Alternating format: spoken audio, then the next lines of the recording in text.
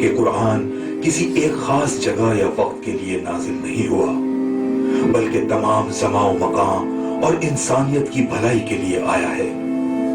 یہ بات ہمیں ذہن نشین رکھنی ہوگی، فرعون کے پرستار کون سے لوگ ہیں؟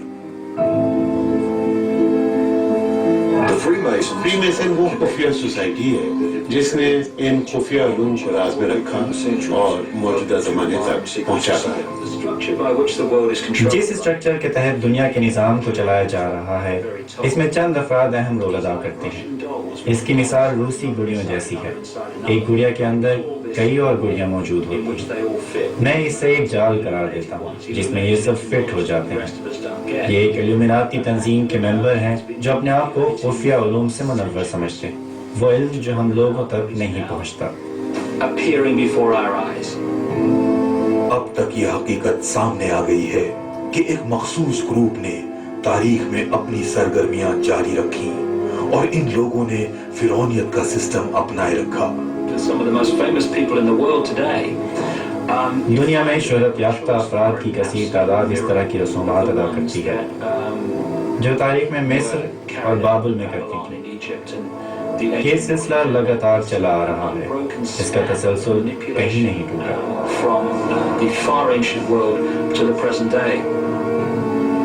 علومناتی گروپ نے ہزاروں سال پہلے فرعون اور ان کے جادوگروں سے حاصل کردہ رازوں کو اپنے سسٹم کا حصہ بنائے رکھا ہے۔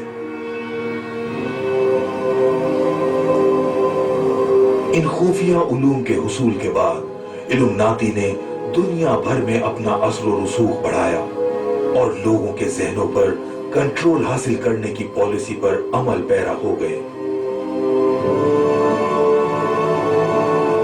ان علوم میں جنات اور روحوں سے رابطہ کرنے کے طریقے بتائے گئے۔ یہ لوگ اپنے اداروں اور عمارتوں کے اندر اور باہر سانپوں والے سائنس اور لوگوز استعمال کرتے چلے آ رہے ہیں۔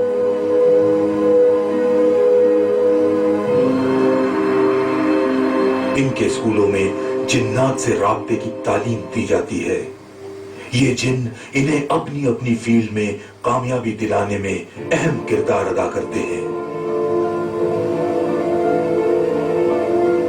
یہی وجہ ہے عالمی سطح پر اس گروپ کے لوگ دنیا بھر میں اعلیٰ عہدوں پر فائز ہیں۔ ورلڈ بینک کا سربراہ جیمز ولفنسن بھی اس نیٹ ورک کا ممبر ہے۔ جرمنی کا چانسلر، امریکی صدور کا تو ایک سلسلہ ہے، اسی طرح نیٹو کے سیکرٹری جنرلز بھی ہیں۔ بہت سے لوگ ان مشہور شخصیات کے ناموں سے واقف ہیں جو ان خفیہ تنظیموں سے وابستہ ہیں، جیسے کہ ہنری کسنجر، ڈیوڈ راکفیلر وغیرہ وغیرہ۔ لیکن ان کے علاوہ ہزاروں طاقتور ترین افراد بھی ان خفیہ تنظیموں سے منسلک ہیں۔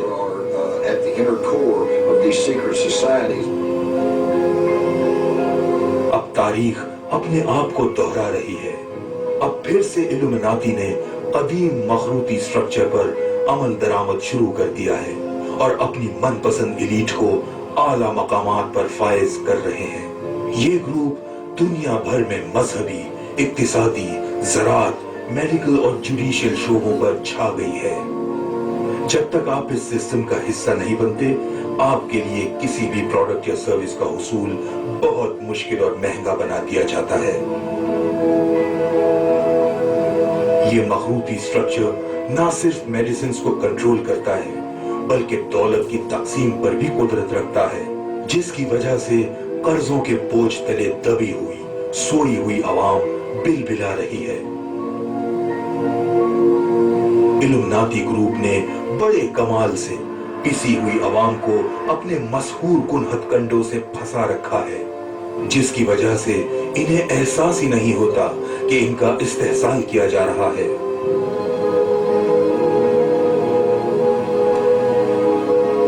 اس گروپ نے کالے علم کی بدولت حاصل ہونے والی قوت کا استعمال کرتے ہوئے فلم، ٹیلی ویژن اور موسیقی پر اپنا کنٹرول حاصل کیا ہے۔ یہ گروپ اس قوت کی بدولت لوگوں کے ذہنوں کو کنٹرول کرتا ہے۔ یہ ٹیکنیک غیر محسوس طریقے سے لوگوں کے لاشعور میں اپنے نظریات ٹھوس رہی ہے۔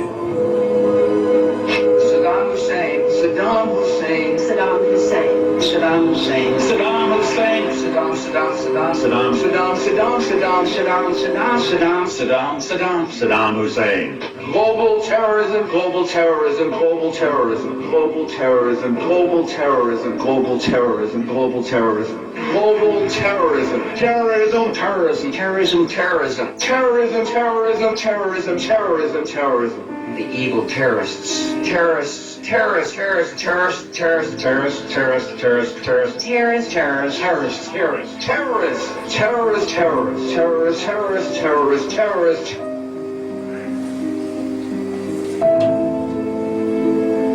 इंसानी जहन को कंट्रोल करने के इन्हीं तौर तरीकों की बदौलत इल्यूमिनाती ग्रुप अपने मखसूस एजेंडे पर अमल कराने में कामयाब है।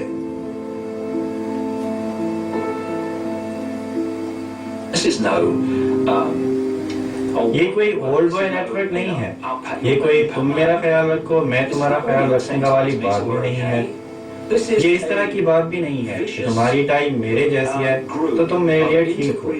ये तो एक ऐसा खूनी रिश्ता रखने वाली नस्ल है जो अपनी मर्जी और नजरियात दूसरों पर ठूंसना चाहते हैं और पूरी दुनिया को कंट्रोल करना चाहते हैं।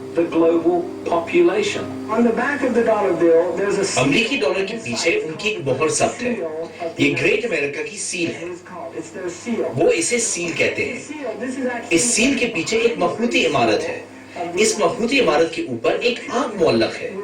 अगर आप गौर से देखें मखरूती इमारत का ऊपरी हिस्सा नहीं है, ये आंख इमारत के ऊपर है, ये नीचे नहीं आएगी क्योंकि वो समझते हैं कि जब तक इनका मेसोनिक प्रोजेक्ट खत्म नहीं हो जाता, जैसे उन्होंने नीचे लिखा है नोवस ओडो सिक्लोरम और फिर एन्युएट ओसियोप्टिस, वो हमारी प्रोजेक्ट से खुश है, मतलब उनका खुदा प्रोजेक्ट से खुश है।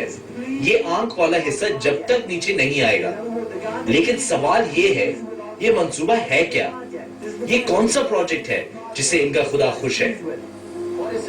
एक छोटे से मुल्क से कहीं ज्यादा दाव पर लगा हुआ है। ये एक बहुत बड़ा ख्याल है, एक नया आलमी निजाम। चंद लोग पूरी दुनिया को कंट्रोल नहीं कर सकते मगर कर रहे हैं। सोचने की बात यह है कि इस ग्रुप ने फिरौनों के खुफिया उलूम कैसे हासिल कर लिए और एक ऐसी मखरूती सोसाइटी की बुनियाद रखी जहां चंद अफराद की खिदमत करने के लिए लाखों लोग मौजूद हैं। हमारा सफर मकदूनिया की एक फिलिप की कहानी से शुरू होता है जो सिकंदर आजम का बाप था। रिसर्च से पता चला है कि सिकंदर आजम की नस्ल न सिर्फ फिरौन रेमेसेस दोइम से जा मिलती है बल्कि इसका ताल्लुक क्लियोपेट्रा, मार्क एंथोनी और जूलियस सीजर से भी मिलता है। अगर हम कदीम यूनान की तारीख पर नजर डालें तो ये बात वाज़ेह होती है कि रोम के शाह कॉन्स्टेंटाइन का खूनी रिश्ता भी इन्हीं लोगों से जा मिलता है। और एक और जिक्र दिलचस्पी का बायस है कि इनका खूनी रिश्ता बाद में फ्रांस के और फिर बर्तानिया के शाही खानदानों से जा मिलता है।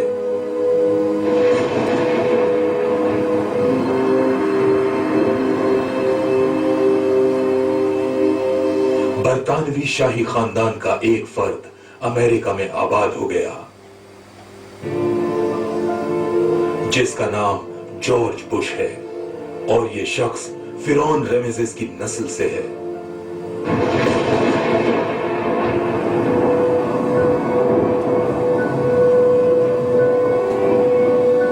इस तारीखी पस मंजर में जब वो अपने मुमताज आबा व अजदाद की बात करते हैं तो इसका मतलब फिरौन रेमेसेस दोयम ही से होता है।